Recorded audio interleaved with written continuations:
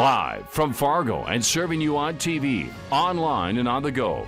This is Valley News Live at 10. We have been spoiled with warm weather in November, but that won't stick around going into your work week. Prepare to bundle up. Summer Schnellbach has a first look at your forecast. Summer?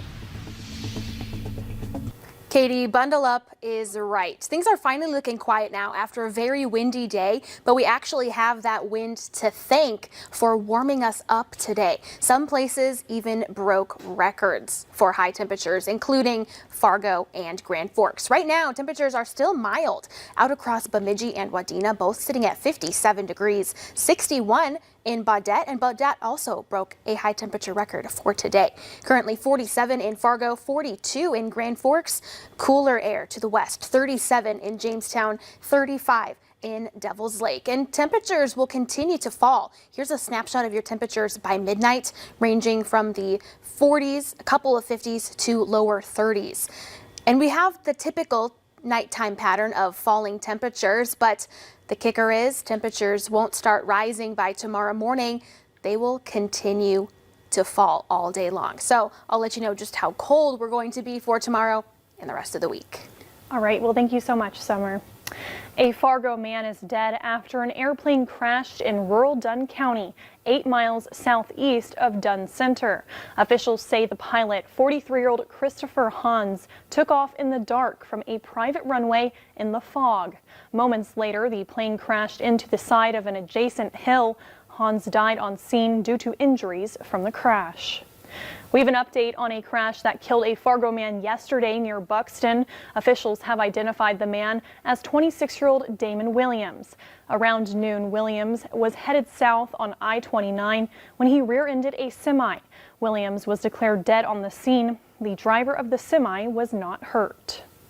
A Fargo man was booked into the Cass County Jail after driving into a home early this morning. At 2:15 a.m., officers were called to Woodbury Park Drive South in Fargo for a vehicle versus house accident. Officers found a pickup that had hit the home, causing significant damage. Officials say the driver, 25-year-old Leighton Wellington, was under the influence of alcohol and had a blood alcohol reading of 0.28%, which is over 3 times the legal limit. Leighton was arrested for DUI. No one in the house was hurt. Taking a look at the latest COVID-19 numbers, North Dakota is reporting more than 1,100 cases today, a daily positivity rate of 18.25%, along with 11 new deaths, bringing the death toll to 639. Minnesota is reporting more than 5,900 cases, a record high for the state, along with 31 deaths. 2,656 people have died in the state. The North Dakota Department of Commerce has been approved for a second round of economic resiliency grants. However, this time the grant will focus on helping businesses in the hospitality industry that have been impacted by COVID-19. The funds were approved for use in reimbursing eligible businesses for operating costs like payroll, rent, and personal protective equipment. Combined, the grants totaling more than $50 million will support more than 3,000 establishments that offer food, drinks, and entertainment. The hospitality business in North Dakota attracts visitors. It supports our workforce. It's important to business development, and it improves our quality of life. Applicants may receive up to $25,000, and businesses with multiple locations can receive up to $75,000. Grant recipients are required to comply with Indy Smart Restart protocols. Applications are expected to open mid-November and will be considered on a first-come, first-served basis. As cases of COVID-19 continue to skyrocket across the country, President-elect Joe Biden will announce a new coronavirus task force tomorrow to battle the pandemic.